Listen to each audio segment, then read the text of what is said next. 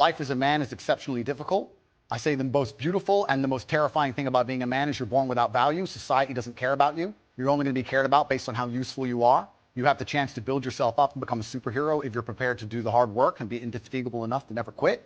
But if you're going to stand around and wait for a handout, nobody's going to ever respect you. And I think that a lot of people have forgotten about how difficult and how competitive it is as a man. We're always in constant competition with each other. And it's your duty as a man to stand up and say, I want to be as important and strong and good-hearted and God-fearing as possible, and I need to work hard to achieve those things. The dangerous thing about overly emotional men is that they're dangerous. They're genuinely dangerous. This is what's crazy.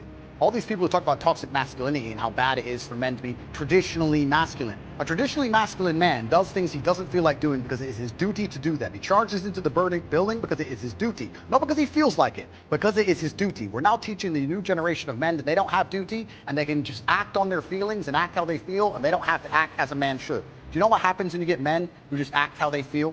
You get school shooters, you get violence. Men who do not control their emotions are dangerous. If you find a man who is stoic, he's not going to hurt people. He's going to sit and think about his actions very carefully. He needs to be a good man who protects for it and provides for his family. You find a man who just acts out on impulse and does whatever he feels like, you're going to find a dangerous man. Sitting here telling men to cry more and act with their feelings and it's okay to feel this way, that way, etc., and have no self-control. That is why we have the problems we have in the world. Absolutely utterly wrong. So when they talk about toxic masculinity, they have it completely inverse, on its head, completely and utterly wrong. We need to be teaching stoicism. We need to be teaching young men to understand that the world is very, very difficult. It's hard to be a man. You're going to feel bad sometimes. You need to suck it up and perform anyway. Not to sit there and cry your eyes out, blame other people. And when bad things happen, they call traditionally masculine men. You need a firefighter. You need a masculine man. When you call the police because of the problem you had, you want masculine men. And as soon as a woman or a man is in trouble, when you look for backup, you look for masculine men. And masculine men have a duty to provide and protect those they care about. We have a duty to do things we don't feel like doing because we know we're supposed to do them. And that's why we stayed in the Titanic and died. The real problem with the world is that there's an epidemic of cowardice. Men are cowards. We have an epidemic of cowardice. Everybody is so afraid. It's on the other side of fear that you're going to garner the respect of other individuals. You have to do things that they're afraid to do, meaning most likely you are also afraid. I've done a bunch of shit. I was afraid 87 times before I got in the ring and cage. It's scary, right? I lived a scary life. But by going through all of that, I am now respected. You have to learn to face your fear. I'm not saying not be afraid, because that's not brave. If you do something you're not afraid, you're not brave. You have to be afraid and do it anyway. That's what courage is. So I'm not saying you can be as scared as you want, but you still have to go. We're living inside of a video game. Because in a video game, you're going to go through trial and tribulation. You're going to struggle to upgrade your character. And the reason you upgrade your character is when you get more stats, you can complete more difficult levels within the game. Life is exactly the same. The levels never end, but as you become better, you stand a better chance of completing them. So as you upgrade your character, you get further and further in the game, but the game never ends. That's the beauty of being a man. All these men are out here complaining that things are difficult.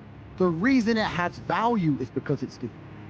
If it was easy, everyone would have it, and it wouldn't have any value. Plain that it's hard to get a Lambo. The reason having a Lambo is cool is because nobody has a Lambo. How are you going to complain that it's hard to be the man, but then also understand that being the man has value? They are linked. You cannot separate the two. It's a logic fail. If you love the fact, if you love the idea of being that character you dream of yourself to be, then you should love the fact it's hard to become that man, because it means no one else can do it. There's no light without dark. You will not appreciate your six-pack unless you didn't have one and you had to earn it. That's how the world works. So when I talk to these dudes like, oh, but it's, you know what, Tate, yeah, I agree, but you know it's hard, it's hard. Of course it is, it's supposed to be. And if you're not cut out for it, then off and live a normal existence and die. Sit there, letting other men enjoy the spoils of being a man, and die. If that's what you want to do, is just sit there and exist, and then be fade into history unremembered. That's your decision. If you want to level up your character, then you need to get out here and do it. You need to be around brave men. You need to get some balls. You need to get your network together. You need to do the truth. Humble yourself. Stop sitting there with an ego. Realize you ain't You're nothing but lucky. Bacteria could have stole your eyesight at the age of 3, and it didn't.